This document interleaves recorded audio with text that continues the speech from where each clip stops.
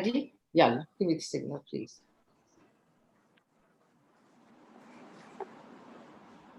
Good morning, New York, my city, where Richard Haass is, and good evening, New Delhi. And that's where Shivshankar Menon is joining me. And good early evening from Abu Dhabi, my adopted city. And that is where Reem Hashemy is coming from. And I think we finally got Richard Grenell with us, thank God. And good, very early morning to you, Richard Grenell. Where are you in California? I'm in Los Angeles. You are in Los Angeles. On my way to Salt Lake City. Well, I could assume we all will know why. We'll talk about that when we have our conversation. Thank you all for joining me for episode number 17 of e-policy circles that have been generated by the Beirut Institute Summit in Abu Dhabi. This summit was supposed to be held in its fourth edition in June under the theme of Stability Redefined, Who Authors the Future. Unfortunately, COVID-19 prevented that, but we are praying and hoping that we will have it early next year, maybe in March, and if not, we'll have it later on in October, not in October, because that's probably the month for Expo 2020, which is where we are going to start this conversation today. And I will give the floor to Reem Hashemy for 4 minutes to go ahead and kindly give us your take on what's happening and where would you leave us with in order to learn what's going on in your country, not only with Expo, but also foreign policy globally and regionally. Please, 4 minutes to you, Reem Hashemy. Thank you very much, Raghida, and thank you also to all the panelists. It's a pleasure to be with you, and it's a real honor to be part of the Beirut Institute e-policy circles. For sure, 2020 was not the year we anticipated, and certainly not the year I anticipated. We were gearing up to host the World Exposition in Dubai, but plans have changed for everybody actually around the world, and COVID-19 hit us in different ways, whether locally, regionally, globally. I think it certainly underscored our common humanity and definitely our common plight, and the need for us to truly work together as a global community. As you may know, I'm also the Minister for International Cooperation here in the Cabinet of the United Arab Emirates. So really what we do and what we have done vis-a-vis COVID sits heart and center of the UAE's conviction about extending a hand to those in need. And as such, we've sent around 1,400 tons of PPE gear, of PCR tests, and other forms of medical equipment to assist frontline workers. We sent it to about 50 countries all around the world, and continue to do so in many countries multiple times. We've also joined the COVAX facility, which the Europeans have been spearheading, which is really more than a European initiative. It's truly a global initiative that looks at how we can ensure once vaccines come into play that these vaccines are distributed in an efficient, but also in an equitable manner. And so here again, multilateralism, international cooperation certainly sit at the heart of that.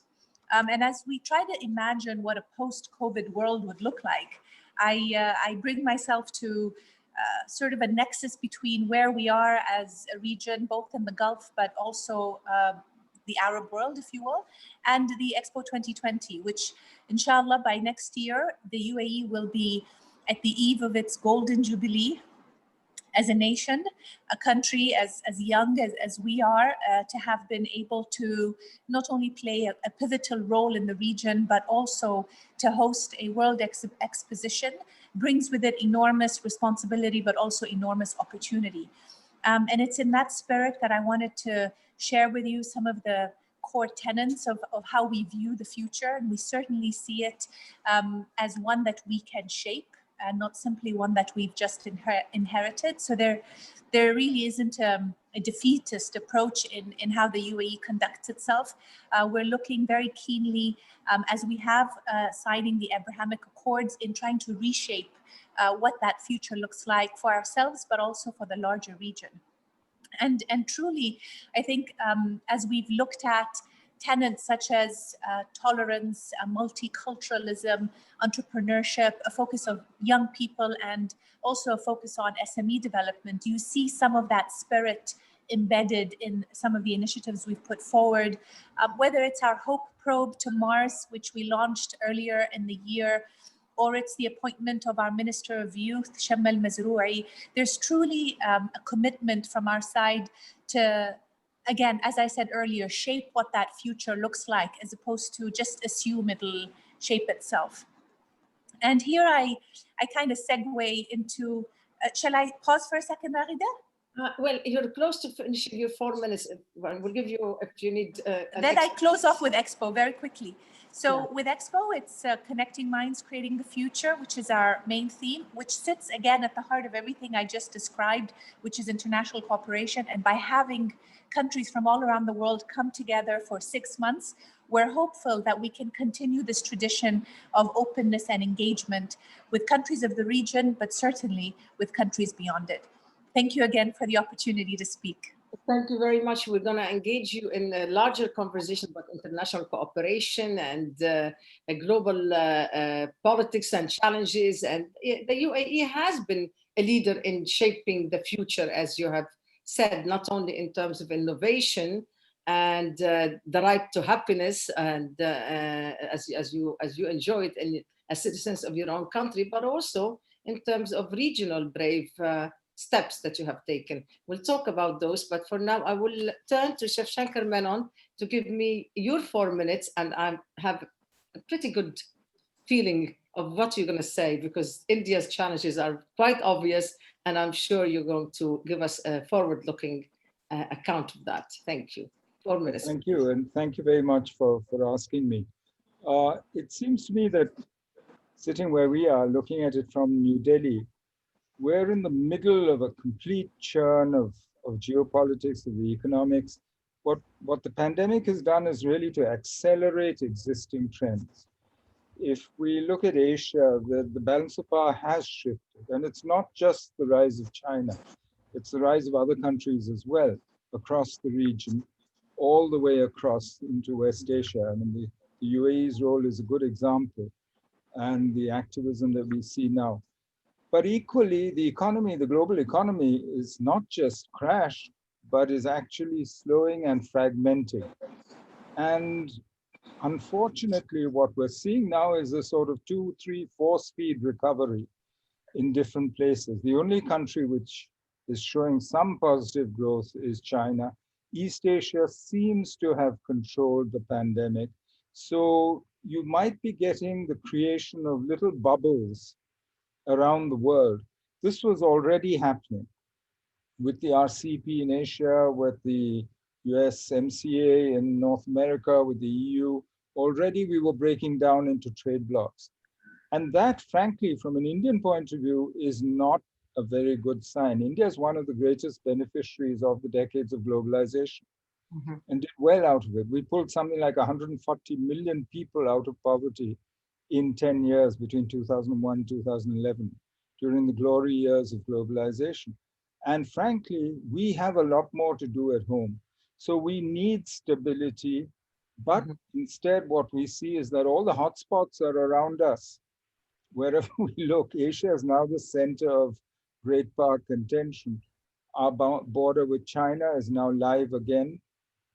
And that's going to have consequential effects. Of course, we've seen one reaction to the rise of China has been the US pushback, has been a strengthening of India-US relations. India-US relations have never been better, frankly. And it seems to me they're going to go that way, no matter what happens in November in the elections, because we've managed to transform that relationship over 20 years because it's been bipartisan on both sides, because all the political parties have actually fed into it. So in India, at least, there isn't the kind of anxiety about the election that we hear expressed in other places. What does this situation that I described mean for India and the Gulf? Frankly, the Gulf is in our DNA. I mean, there's no other way to describe this. We have 7 million Indians who live and work in the Gulf with their brothers and sisters there.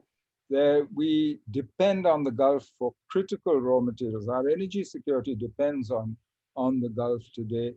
And so it seems to me that when we talk now of a much more active involvement, that's going to continue. But it's still going to be an attempt by India to stay out of everyone's internal affairs or out of local differences. Because frankly, we want to be a good neighbor, but a good neighbor who's part of the life of the Gulf. And I think that's doable. I think the record of the last 70 years shows that we can actually do so.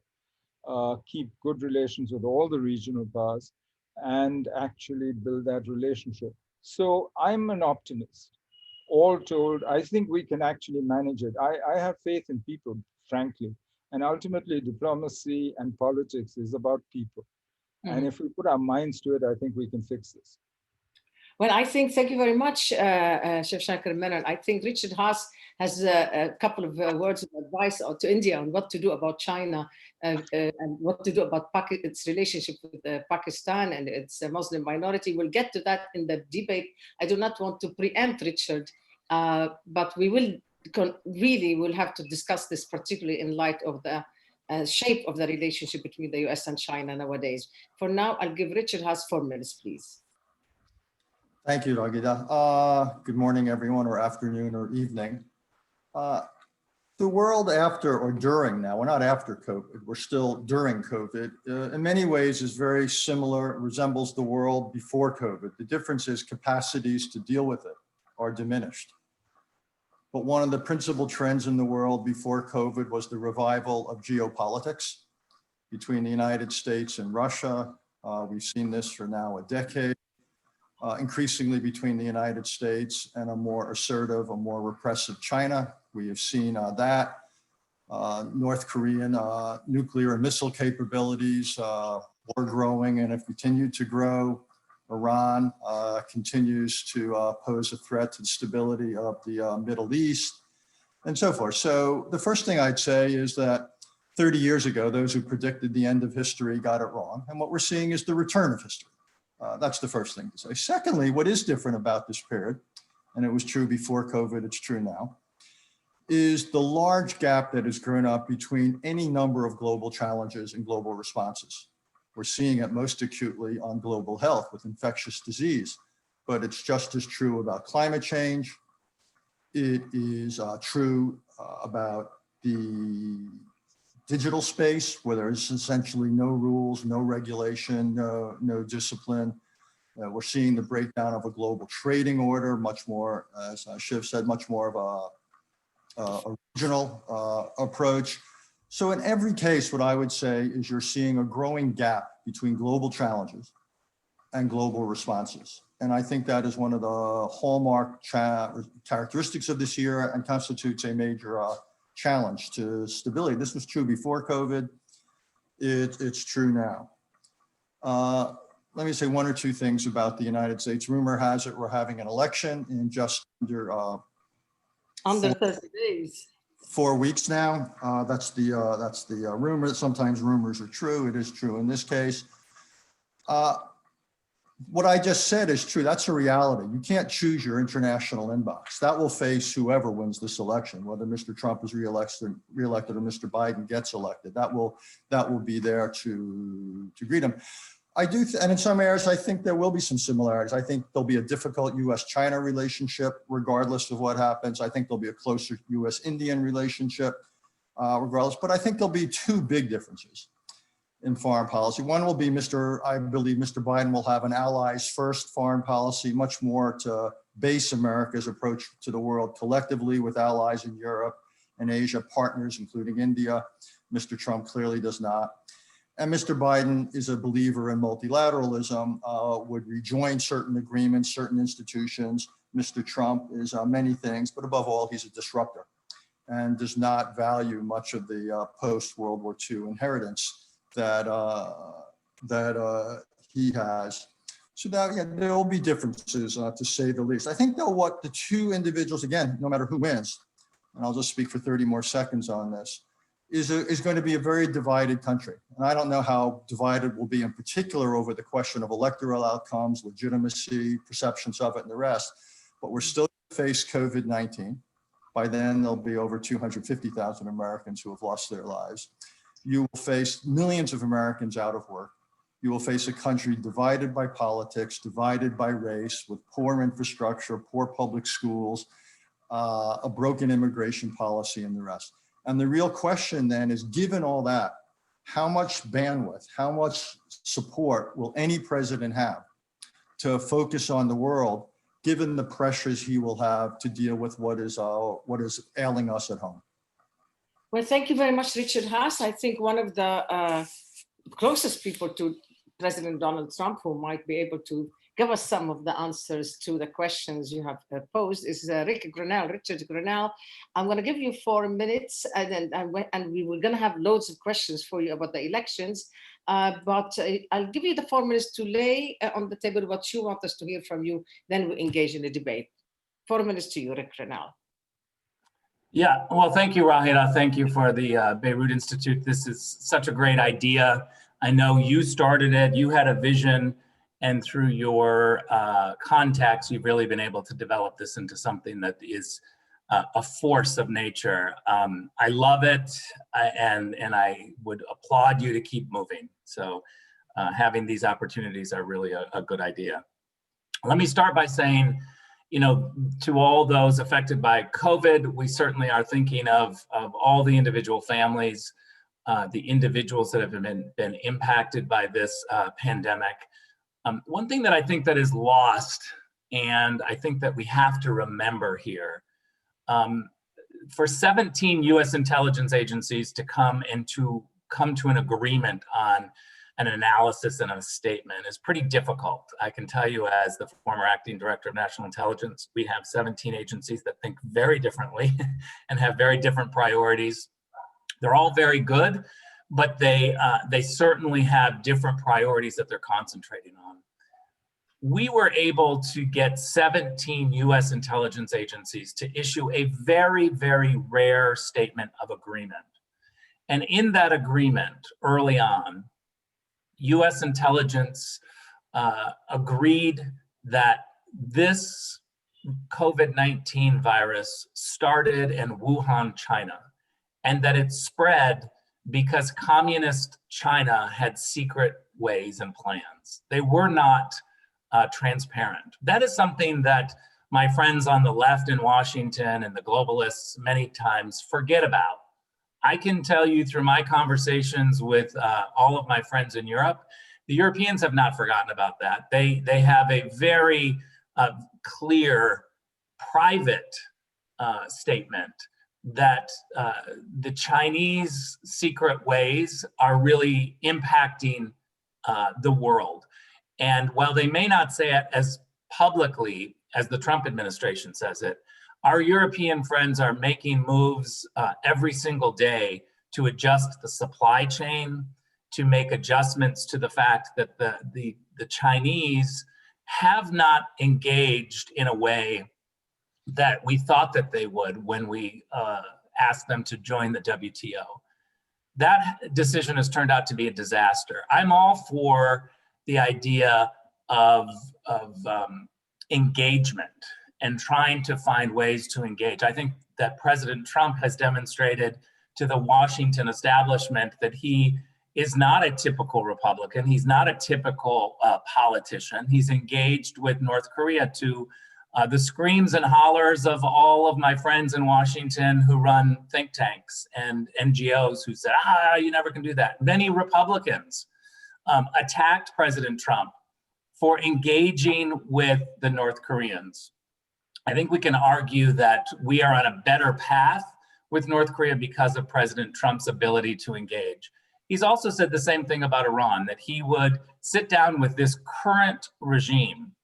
I believe that what's developing is a Trump doctrine of two phases. One is very tough sanctions. We have the toughest sanctions ever on North Korea.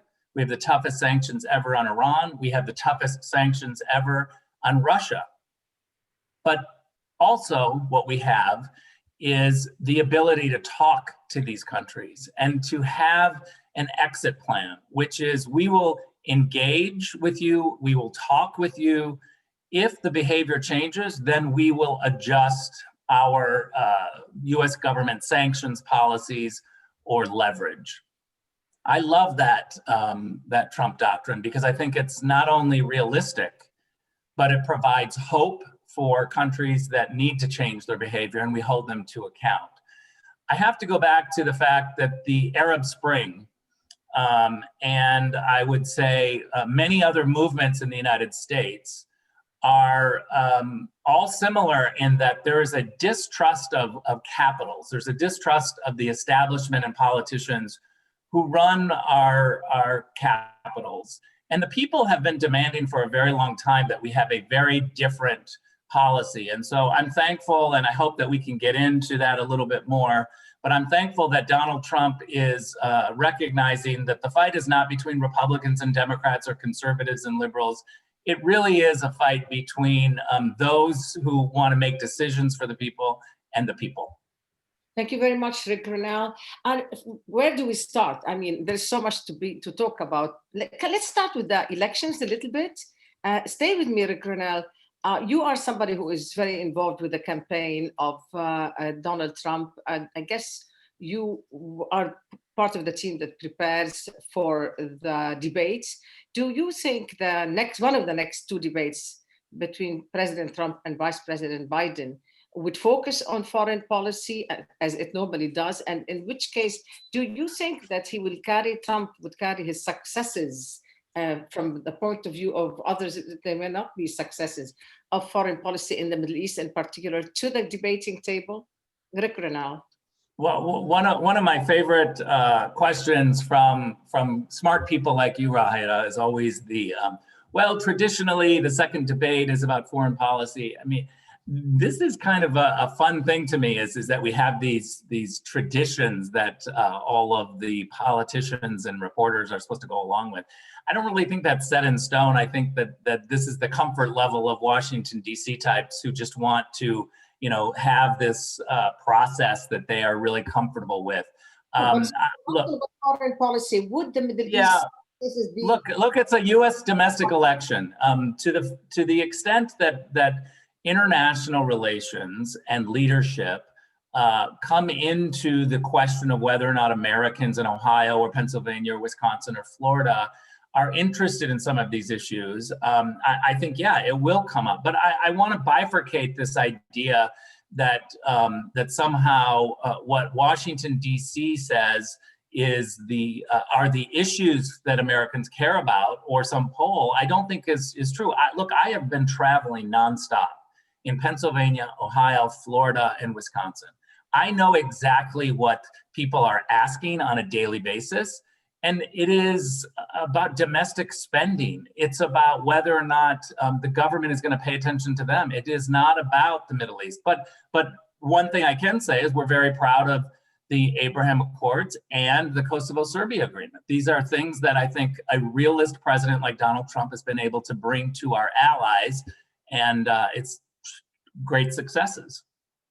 And let me go to Reem and Hashemy. Do you feel with the American elections coming up, as the UAE, do you feel that one president will be better than the other? Is continuity better for the UAE through President Donald Trump, or a change is better, given the fact that it has been a good relationship with this administration versus the worries the Gulf countries have had during the Obama administration because of its embrace of Iran?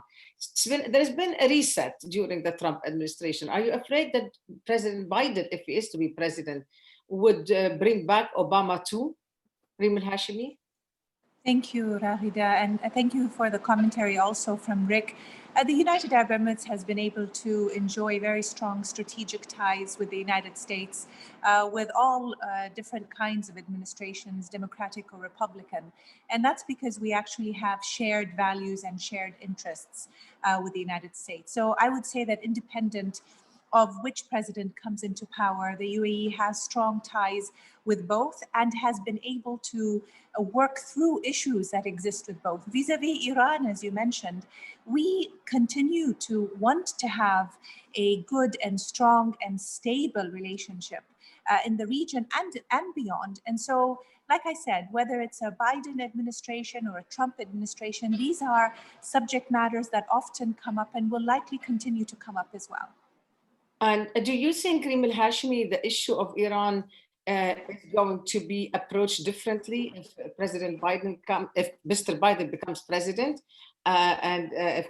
rather than if President Trump remains president, in the sense that one says, I'm going on with sanctions until they engage and they sit down at the table? And do you think Mr. Biden will just say, I'm going to go back to the JCPOA, revive it, and then lift sanctions? How would that impact the region? I'm not asking you to expect what they do. I'm going to take this question to Richard Haass, but how would that impact the UAE and the region, actually? Well, woe to me to try to determine what either president would say. So thank you for that caveat. I think the issue of Iran's role in the region will continue to be a subject matter that both Republican and Democratic will actually end up addressing. And in both cases, there has to be a way of coexisting in a peaceful and a stable manner. They may end up taking different approaches to it, they likely would, but that doesn't change the end outcome, which is a mechanism in which we can all coexist in a manner that is also supportive of the region's ambitions, of the young people, and where they want to see their future livelihood. Richard Haass, what do you feel the elections are going to produce? Is the United States going to be in a perpetual fight over the results of the elections? That's number one. And number two, do you think it's going to be Biden equals Obama the second, and Trump? You wrote somewhere, or you said somewhere, it's going to be Trump plus one. Can you explain what you mean, Richard Haass? Well, again, it's, as a famous baseball player once said, it's very hard to make predictions, particularly about the future. I can look at the polls. I think what we've learned is the polls aren't always exactly accurate. If the election were today, I think it's pretty clear Vice President Biden would be the 46th president, but the election isn't today.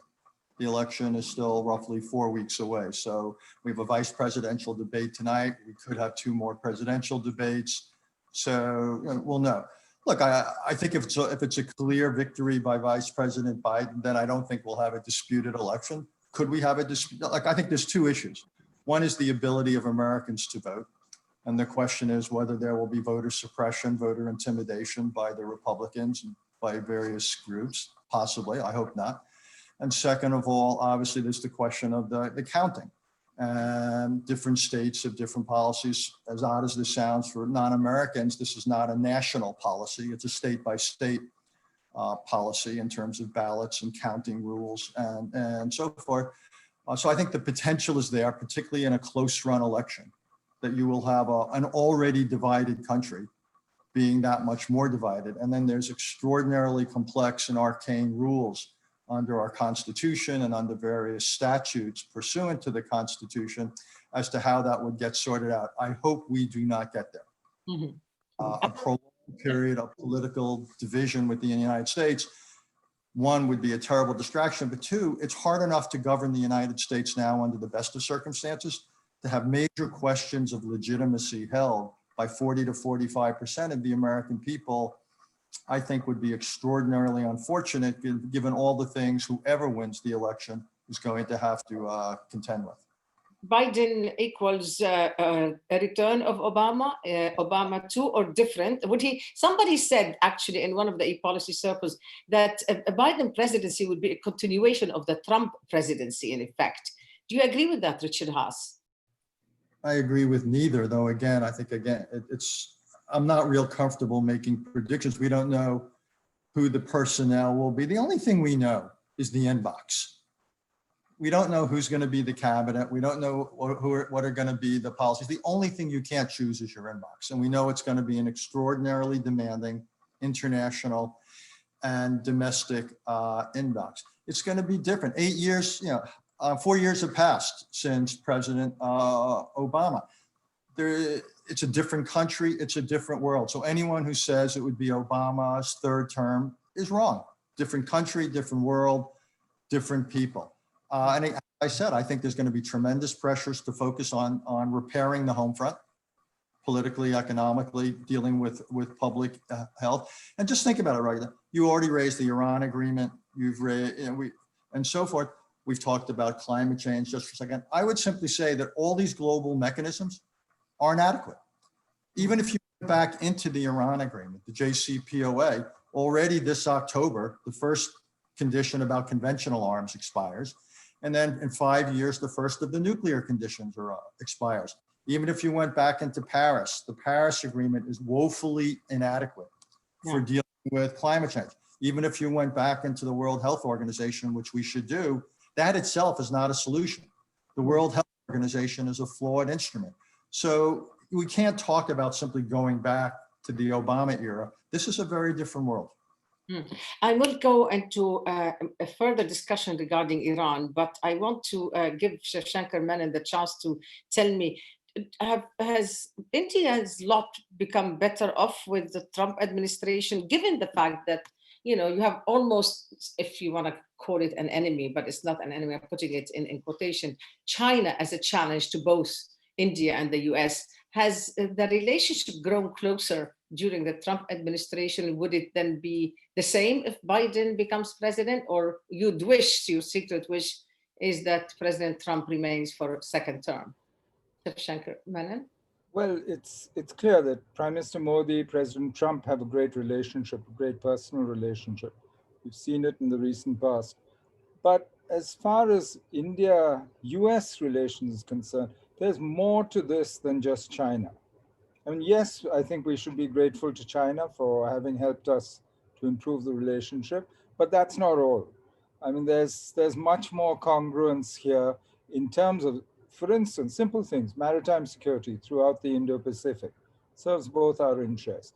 We can't transform India, develop India without the US. The US is an essential partner.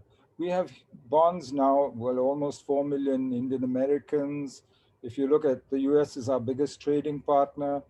And if you look at what we do together, whether it's all the way from agriculture to education to space to, you know, there's much more that we do than just worry about China. I mean, China maybe is the jam that maybe helps, you know, some strategic parts of the relationship. But I think there's more to this congruence, and this is why I'm a great believer in the future of the relationship. One other thing I do want to mention, you know, I think post-election there's no going back, because you look at the economic situation. TPP is not going to be revived. I don't see sentiment being there for that. Not the way it was. There could be a new TPP. We have an opportunity in all this destruction around us to make the destruction creative and to start building a new multilateralism, to start looking at these instruments again. But I hope we actually take that opportunity after the election, rather than going back to what we had, and we've ended up where we are today, which I don't think anybody is happy with. I mentioned a little earlier that Richard Haass has written or has given an interview, I can't remember which, because I've read a couple of things he said, but he's sort of given India and one of four choices, if you will, as an advice, that to either take the appeasement with China as an option, or you take confrontation with China and as another option, knowing, or you admit that they are the bigger guy in the neighborhood and you just adjust to that. And I don't remember the fourth one, but in a nutshell, he also said that, you know, take care of your other problems if you're going to address the China problem. You know, the Muslims in India, the state of the Muslims in India, your problem with Pakistan, sort of clear the deck in order to talk China. Forgive me, Richard, if I am paraphrasing what you said in any wrong way, but I'm injecting my own views here. Have you thought about that? What is best for India to do and grow its relations with the United States? Well, I think, frankly, if India managed her own affairs well, that would in itself be a huge contribution to managing China, to the other relationships, to the world, basically. I mean, you know, just the fact that, and certainly there are elements of self-strengthening. traditionally the Indian response to a situation like we have with China is to both balance and hedge at the same time. Yeah, I know purists think you can't do both, but we do. And we have before. And that's exactly what you're seeing. You're seeing the Quad just met in Tokyo yesterday. And you're seeing an informal sort of Quad plus, where the foreign ministers actually went themselves, despite COVID. So there's a whole set of things happening. I think there's many moving parts here. But so I don't think it's an either or situation here where, you know, China is important. Alliance is probably the way you're going. Well, Rich, I'd say informal coalitions of the willing. Okay. Richard, Issue-based, but, you know, I mean, that's the way it works. You have different partners for different issues. okay, thank you very much, Shivshankar Menon. Rick Grenell, here in the region, some people are dismissing the importance of the pact between China and Iran. They signed a 25-year-old pact, and some are just saying, it's not only in the region. Actually, James Jeffrey last week said on the 16th e-policy circle that he just thought it's a knee-jerk reaction that China is taking in its pact with Iran. It's nothing to take seriously. He thought that China would be strong and threatening in the South Seas, but it doesn't have the elements to be of a threat here in the region. But when you put China and Iran, do you subscribe to that view? I mean, isn't that something that is strengthening Iran and giving a foothold of China in this region beyond what it was, given the fact that already Russia has had a very strong foothold through of course, through Syria that it didn't have before the JCPOA. So can you address this? Is there a strategy that you are thinking of how to challenge China on its pact with Iran, or you're giving them a pass? What I would say is that our strategy is very aggressive about challenging China in a variety of ways, whether it's through technology like TikTok or Huawei or facial recognition issues. We are focused on making sure that the United States will never be in a position again where we are beholden to the supply chain of China. And what we have seen little by little, and I can't get into it too much, but little by little, where China has tried to leverage the control of PPE with many US politicians. And we share that concern with the Europeans, as I've indicated.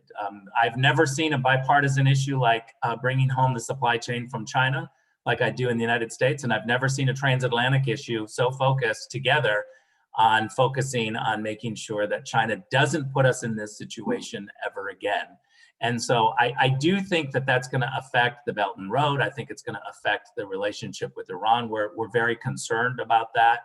I think we've got a lot of friends in the region and in the Arab world that are also focused on making sure that Iran and China do not form some sort of a partnership that gets out of control. I want to pick up on one thing that I think was a very important point from my Indian friend. When we talk about having different partners for different issues, I couldn't agree more. And one of the things that we've really seen in Washington in the 8 years of the Obama administration, which I think was just a real bad road for America to go down, was this belief in institutions like the UN or the Paris Accord or the JCPOA to believe in consensus first and consensus only, and the inability to fight for American policy. I spent 8 years at the UN, and I can tell you that there's only one country in the world that gets in trouble when we fight for what we want, and that's the United States. Every single country comes to a diplomatic meeting. I've been in tens of thousands of them, and I've never been in one where the other side doesn't bring a list of things that they want us to do. And when we bring our list, sometimes we get into trouble to say, oh, why is the US doing this? The Trump administration believes completely differently. And I think that for those around the world that are locked into this Democrat or Republican idea of global affairs, it's been a shock. And so the Trump administration, let me just be very clear, is an administration that says we are going to let countries decide their internal affairs. We're not going to have to be controlling of every single institution. But when we have an idea that is good for American national security, we're going to form a coalition of support. And that may not be exactly at the UN, but it certainly is going to be with lots of our friends who believe the same way. And I think the Abraham Accords is just one example. Grenell, you've been in the region recently. Who is going to be next joining the Abraham Accords, by the way, because since you mentioned that right now, what signs do you have? Can you tell us the countries that are likely to either reinvigorate their own relationship with Israel or to take the course that the UAE and Bahrain took recently? I don't want to give any names because I think then it might give away some of our strategies or inflame opposition against it. But let me just say that there are 3 or 4 countries that are eager to do this, that we are talking to. I think that you will see more, and we have to thank the Obama administration for having such a close relationship with Iran and giving hundreds of millions of dollars to Iran. The Washington types who have tried to normalize this relationship with Iran, that has given us the Abraham Accords and a whole bunch of allies in the region who say, thank God we've got an America who is willing to stand up and say to the Arab world that Iran cannot be, the current regime cannot be our friend. I hear that it's possibly Oman, Sudan, and let's see, who do I have here? I've written it down because I have Morocco. Is this correct? Am I on the right track? You don't have to. Oman, Sudan, Morocco are next. I would never challenge your incredibly smart brain of trying to predict strategies. So I will not correct you. All right, thank you very much. I'm going to engage Richard Haass in a very, and actually to oppose most likely what Rick Grenell has said, but I want first to go to Reem Hashemy and ask you, Reem Hashemy, are you really the only country that can manage all these difficulties, really, because you have China and India at each other's necks, and you have China and the US as well, Iran in your neighborhood, and you are friends with all, not Iran as much, I should correct myself, but you have great economic relations with India, with Russia, with China, and great cooperation, whereas China is in a pact with Iran, and giving them money and encouraging their encroachment, probably in places like Lebanon. It is not they're saying that they are turning east to China. Do you think it's time that you have a nice little conversation with China and you say you can't have it both ways? You can't have your cake and eat it, to be in a pact, helping Hezbollah, helping Iran, and at the same time, becoming a partner with us, economic partner of the same level like India. Can you shed light on how you deal with this? Is it time that you should be more strong with both Russia and China in terms of the relationship with Iran, given that they have a very strong relationship that is almost alliance on the ground? Reem Hashemy? So when we look at our overall relationship with partners and friends from around the world, we see that there's really diversity in the way that the UAE approaches itself and conducts itself. And here I'd really echo what Shivshankar is saying, that there isn't a purist ideological streak here. There's a true belief that dialogue and collaboration is important. We have tough conversations with everybody because we also are very keen on ensuring that our own national and strategic interests are met in a win-win setup and a win-win situation. And here I would say that if you look at our relationship with China, our relationship with India, our relationship with the United States, you'll see that it's a very open and frank and strong relationship. And if you add to the mix many of the other countries that were described earlier, I would echo what Rick said as well. You have different partners for different causes, and your ability to speak through debate, dialogue, disagree, agree is actually a strength of your also foreign policy. And we certainly have a really strong strategic tie with China, certainly a very strategic one also with India, and are going to be launching a strategic dialogue with the United States in a couple of weeks. And all of this sort of comes together in a way in which the UAE tries to delicately navigate so that we can continue to find opportunities as opposed to get stumped by the obstacles. There are opportunities. We're very result driven, we're very solution driven, and there are ways to try to find mechanisms that work for all the parties involved. Thank you, Reem Hashemy. Richard Haass, I know you want to say, probably answer to some of the points that Rick Grenell put to the table, but I also want to hear from you when you get the chance after you answer that on Lebanon, because you described it that once upon a time it was an amazing country and now it's a failed state. And you know, some in Lebanon think that it's a failed state, not only because of the corruption by all of the politicians, but necessarily because of the Iran control of a party in Lebanon, Hezbollah, supplying them with arms and sort of encouraging the further divide, if you will, of the country. And as a result, I mean, again, this is where the sort of argument with Iran is. It's about its paramilitary forces outside its own borders, not about its rightful place to be an important country within its own borders in the region. Richard Haass, to you, please. Why don't we quickly start with Lebanon, and then I'll mention a few other things that have been brought up. Look, I first went to Lebanon in the 70s, and as you say, it was glorious before the civil war, and you had the ravages of civil war, and now we have the reality that Lebanon on a map is a single country, but in reality, it's not.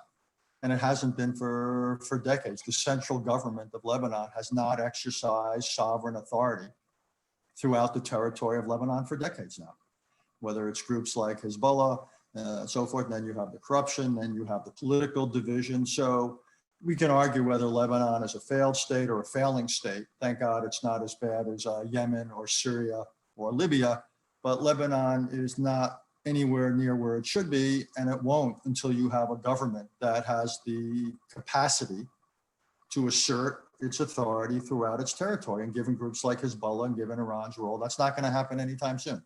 That's just the sad fact of life for the Lebanese.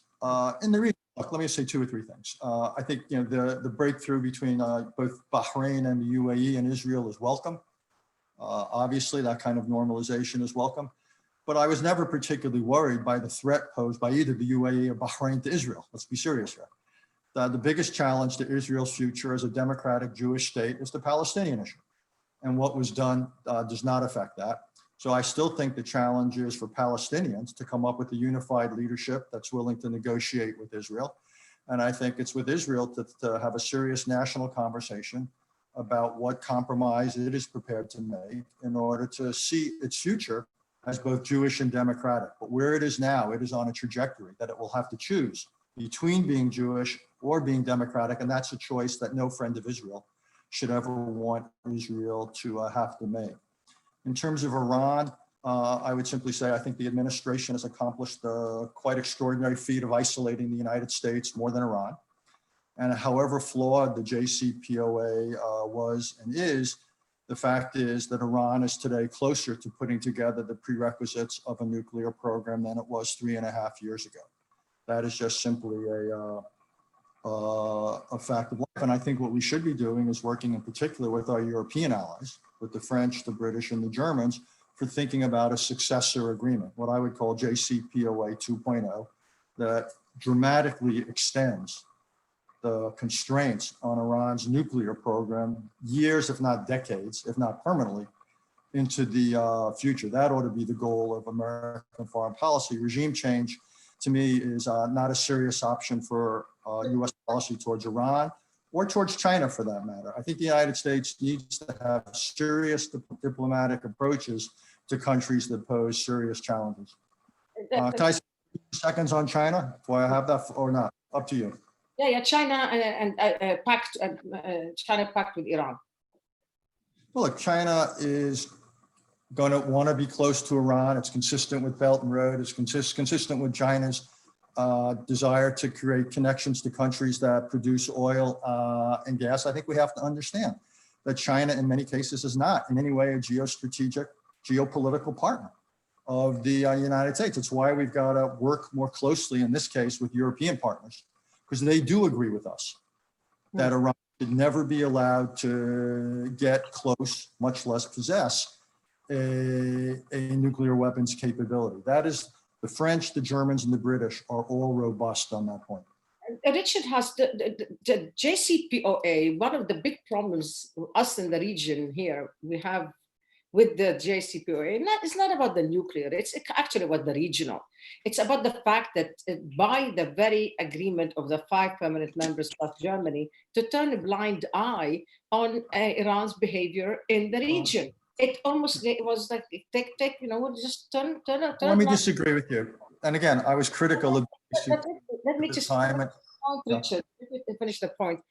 What happened ever since, because they were hoping, even President Obama said, we're hoping it will impact the behavior of Iran. And in fact, it did the opposite. It enabled Iran. Look again at Syria, where it's the disaster for the Obama administration. Look at what's happening in Lebanon.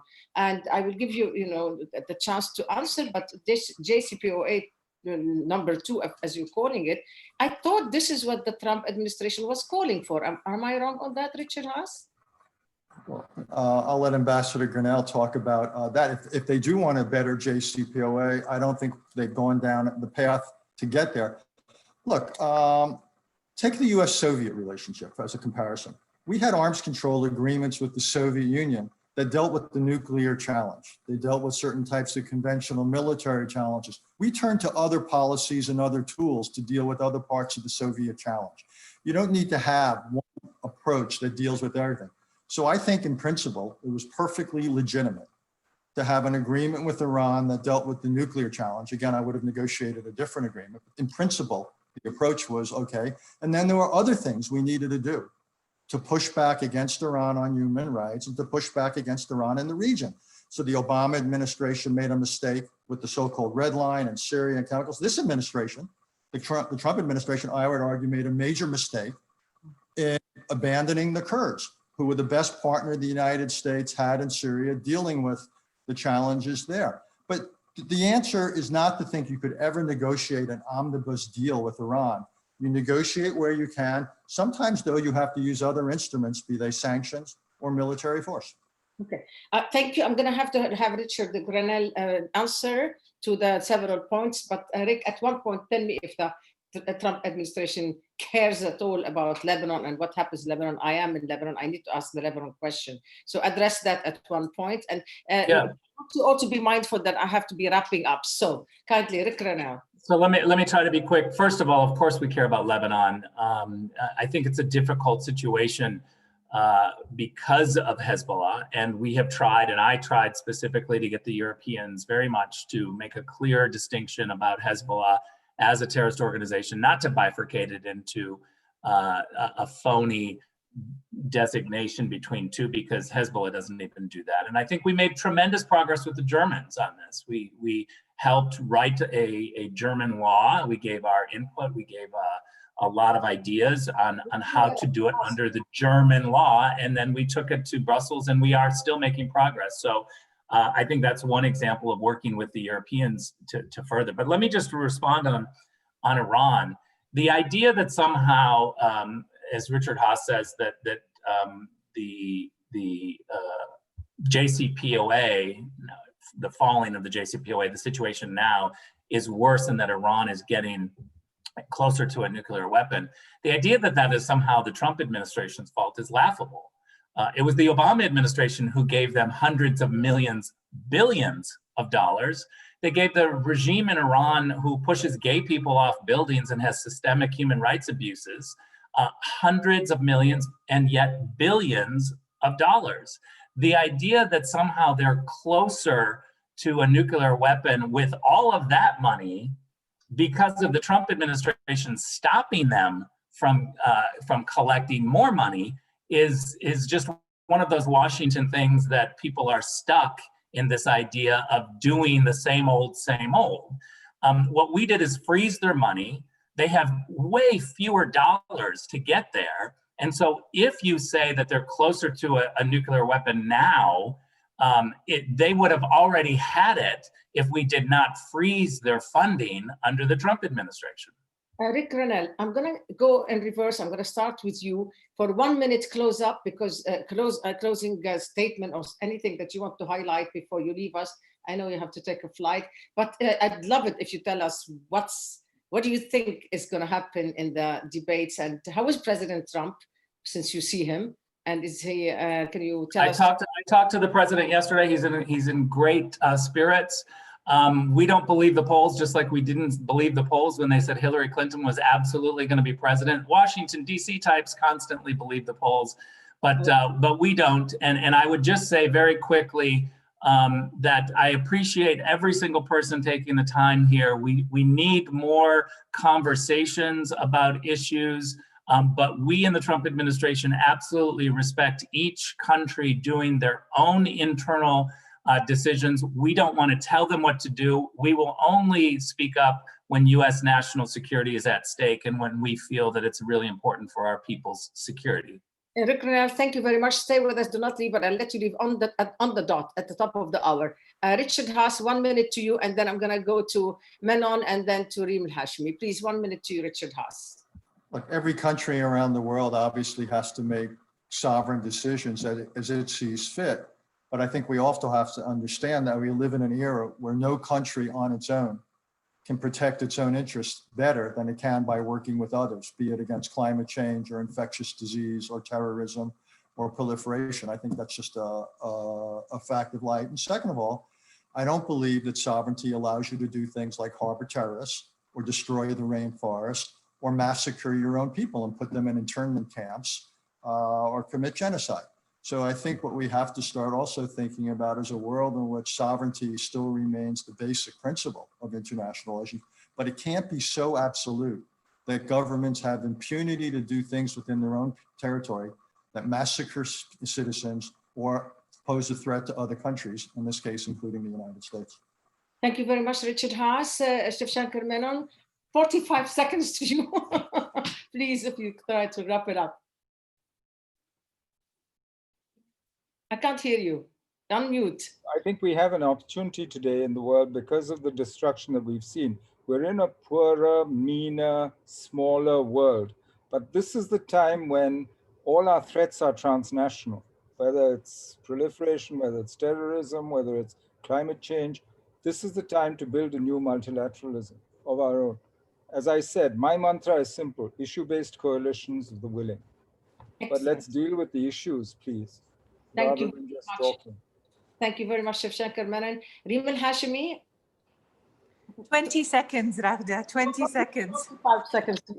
What we're all seeing now is completely unprecedented, and we certainly need a step change in how we work and how well we work with one another. And this type of forum is a step in that direction, and I hope these conversations always continue. Oh, thank you so much. I'm so afraid the electricity will get cut off. All of you. So for next Wednesday, Policy Circle 18 of Beirut Institute Summit in Abu Dhabi, we will have the millennials changing the status quo.